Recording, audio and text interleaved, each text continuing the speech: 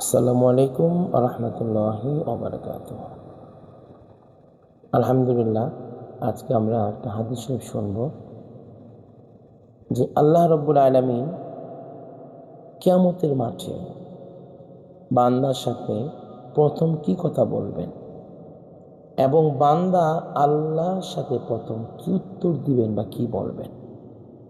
যেমন হাদিস শরীফ এসছে, আন মুআয বিন জাবাল রাদিয়াল্লাহু তাআলা আনহু ক্বালা, নবী প্রিয় সাহাবী মুআয ইবনে জাবাল থেকে বর্ণিত, তিনি বলেন, ক্বালা রাসূলুল্লাহ সাল্লাল্লাহু আলাইহি সাল্লাম, আল্লাহ রাসূল সাল্লাল্লাহু আলাইহি সাল্লাম ইরশাদ করেছেন, ইন শিইতুম, ও আমার সাহাবায়ে কেরাম, যদি তোমরা চাও, আনবাতুকুম, আমি তোমাদেরকে বলবো, জানিয়ে দিব, মা আউয়ালু মা ইয়াকুলুল্লাহু আজ্জা ওয়া জাল্লা লিল মুমিনিনা ইয়াওমাল কিয়ামাহ, যে কিয়ামতের দিন আল্লাহ রাব্বুল আলামিন মুমিনদের সাথে প্রথম কি কথা বলবেন। ওয়া মা আউয়ালু মা ইয়াকুলুনা লাহু, আর কিয়ামতের মাঠে মুমিনরাই বা আল্লাহর এই কথার প্রতি উত্তরে কি বলবেন। কুলনা নাআম ইয়া রাসূলুল্লাহ, সাহাবায়ে কেরাম বললেন, অবশ্যই আল্লাহ আমাদের বলেন আল্লাহ পাক প্রথম বান্দাকে কি বলবে আর বান্দারা তার উত্তরে কি বলবে। ক্বাল, রাসূল বলেন, ইন্নাল্লাহ আযজা ওয়া জাল্লা, নিশ্চয় আল্লাহ রাব্বুল আলামিন ইয়াকুলু লিল মুমিনিনা, মুমিনদেরকে বলবেন, হাল আহবাবতুম লিকাই, ওহে আমার বান্দারা মুমিনরা, তোমরা কি আমি আল্লাহ যে সাক্ষাৎটা হবে কিয়ামতের মাঠে এটা ভালোবাসতে, এটা চাইতে, এটা পছন্দ করতে।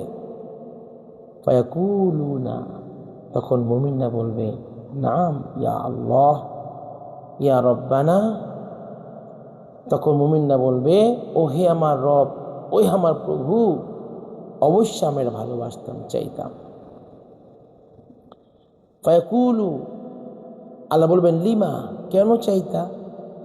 ফায়াকুলুনা, তখন মুমিনগণ বলবেন, রাজাউনা, আমরা এই আশায় চাইতাম, এটা আমাদের আশা ছিল, আফওয়াকা, আপনার মায়ার জন্য, যে আপনি দয়া করবেন, ও মাগফিরাতিকা, এবং আপনার ক্ষমার জন্যে, যে আপনাদের ক্ষমা করে দিবেন। আপনার দয়ার আশায়, আপনার ক্ষমার আশায় আমাদের অন্তরে চাওয়া ছিল, যদি হাসরের ময়দানে আপনার সাথে আমাদের দেখা হয়। কারণ ফেরেশতারা তো মায়া লাগবে না, ফেরেশতা আমাদের ওজন দিয়ে মিজানের পাল্লায় জাহান্নামে পাঠিয়ে দিবে। রব্বুল আলামিন, আপনি তো মায়াবী প্রভু, আপনি তো আমাদের রহম করতে পারেন, এই আশা অন্তরে ছিল, এই আশার কারণে চেয়েছিলাম যেন আপনার সাথে আমাদের সাক্ষাৎ হয়ে যায়।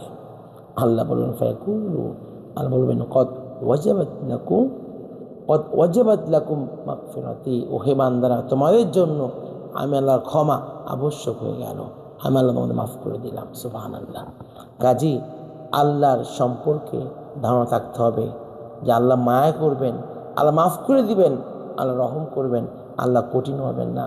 আমাদের সকলকে হৃদয়ের মধ্যে আল্লাহর প্রতি উত্তম ধারণা, আল্লাহর প্রতি মায়ার ধারণা রাখার তৌফিক দান করুন। আমিন। আসসালামু আলাইকুম ওয়া রাহমাতুল্লাহি ওয়া বারাকাতুহু।